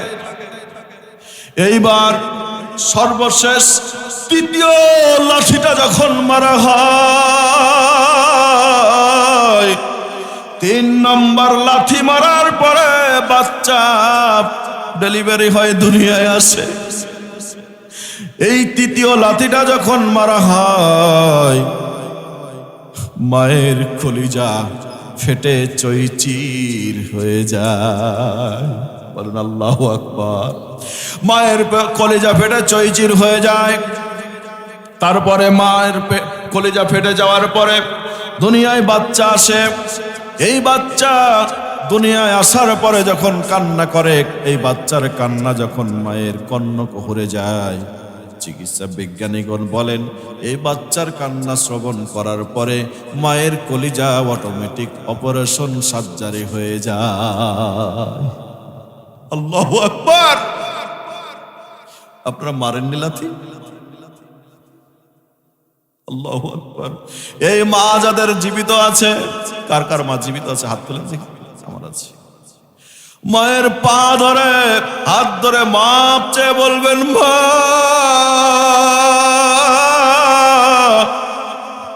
অনেক বেয়াদবি করেছি, মা তুমি আমাকে ক্ষমা করে দাও। বলতে পারবেন না? বলতে পারবেন না? মায়ের কাছে ক্ষমা চাইতে পারবেন না? মার সাথে বেয়াদবি করেননি? কি করেনি? সম্মানিত ভাইরা আমার, এই মা কত কষ্ট পেল। 40 ইউনিট ব্যথা যদি পুরুষকে দেওয়া হয়, এই পুরুষ আর বাঁচবে না। কত ইউনিট? 40 ইউনিট। কিন্তু বাচ্চা প্রসবের সময় মায়ের 40 নয়, আল্লাহর বান্দারা, চিকিৎসা বিজ্ঞানীগণ বলেন একটা বাচ্চা প্রসবের সময় নর্মাল ডেলিভারি যখন হয়, মায়ের তখন 55 মানে 55 ইউনিট ব্যথা হয়। বলেন সুবহানাল্লাহ। কত ইউনিট? 55 ইউনিট ব্যথা হয়। আপনাকে বুঝাবো কেমন নেই আমি, কারণ রসগোল্লা যদি না খেয়ে থাকেন, আপনাকে সারা রাত অজ করে রসগোল্লার স্বাদ বোঝানো যাবে? আমাদের এখানে এই পুরুষ প্যান্ডেলে যারা আছি, কারো বাচ্চা হয়েছে? বাচ্চা প্রসব পেটে নিয়েছিলেন? দেননি। নিতে কোনোদিন পারবো না। সে ক্ষমতা আমাদের আল্লাহ দেয়নি, তাই না? সম্মানিত ভাইরা আমার, 55 ইউনিট ব্যথা, সেখান থেকে যদি 40 ইউনিট আপনাকে দেওয়া হয়, আপনি থাকতে পারবেন না, বাঁচবেন না। চিকিৎসা বিজ্ঞানীগণ বলেন কত কষ্টতে মা পেলেন, কত রক্ত ঝরল, তারপরে মায়ের আমরা দুধ পান করলাম, এক নয় দুই নয়, কমপক্ষে 2টা বছর। কথা বলেন ঠিক না? কমপক্ষে 2টা বছর দুধ পান করলাম। এই দুধ পান করেছি কত কত মন জানেন?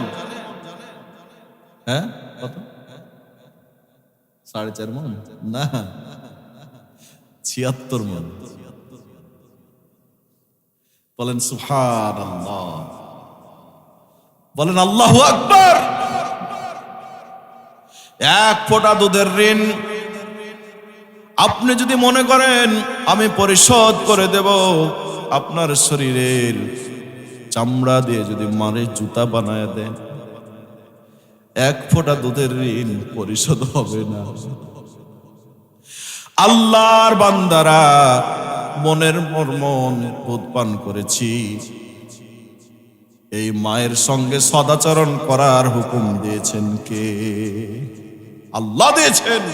ফালা তাকুল লাহুমা উফফিউ, খবরদার বান্দারা এমন ব্যবহার করবি না যে তোমার মা বাবা তোমার ব্যবহারে উহ শব্দ করে। ওয়ালা তানহারহুমা, খবরদার বান্দারা ধমকের স্বরে কখনো কথা বলিও না। কিসের স্বরে? ধমক তো দিবাই না, ধমকের স্বরে কথা কখনো বলবে না। ওয়া কুল লাহুমা কওলান কারীমা, আর তোমার পিতামাতার সঙ্গে কোমল ভাবে, নরম ভাবে, ভদ্রতার সঙ্গে কথা বলবে। আইনটা কার? আল্লাহর। সম্মানিত ভাইরা আমার, তার পরের আয়াতে আল্লাহ দোয়া শিখালেন। কি দোয়া? ওয়া কুর রাব্বিরহামহুমা কামা রাব্বায়ানি সগীরা। বলেন রাব্বিরহামহুমা কামা রাব্বায়ানি সগীরা, রাব্বিরহামহুমা কামা রাব্বায়ানি সগীরা। বলেন আল্লাহু আকবার। আচ্ছা,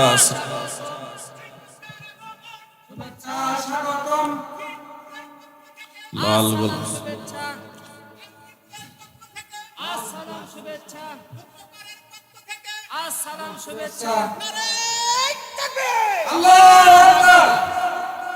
জি, সম্মানিত ভাইরা আমার, আমি আপনাদের সামনে আলোচনা করছিলাম প্রথমে সূরাতুল আসর থেকে। কোন সূরা থেকে?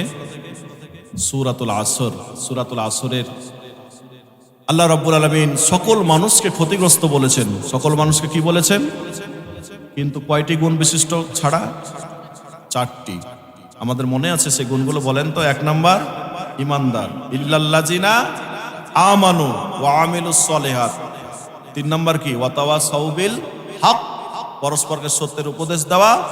এবং সত্যের উপদেশ দিতে গেলে, হকের কথা বলতে গেলে, কোরআনের কথা বলতে গেলে বাধা আসবে। কি আসবে?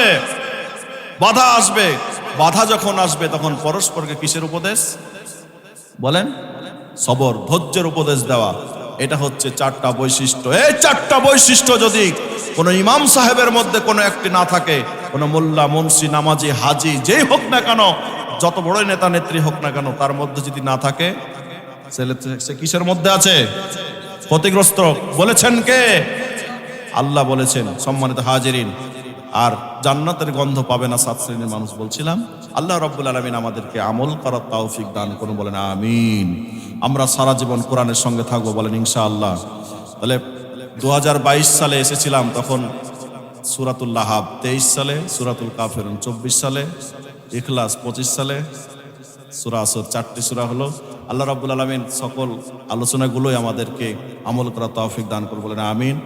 আপনারা আমাকে অনেক ভালোবাসেন, আমি আপনাদেরকে ভালোবাসবো ইনশাআল্লাহ। আমার জন্য দোয়া করবেন, আমি আপনাদের জন্য দোয়া করবো ইনশাআল্লাহ। আল্লাহ আমাদের সবাইকে দ্বীনের জন্য কবুল করে। বলেন আমিন। আসসালামু আলাইকুম ওয়া রাহমাতুল্লাহ।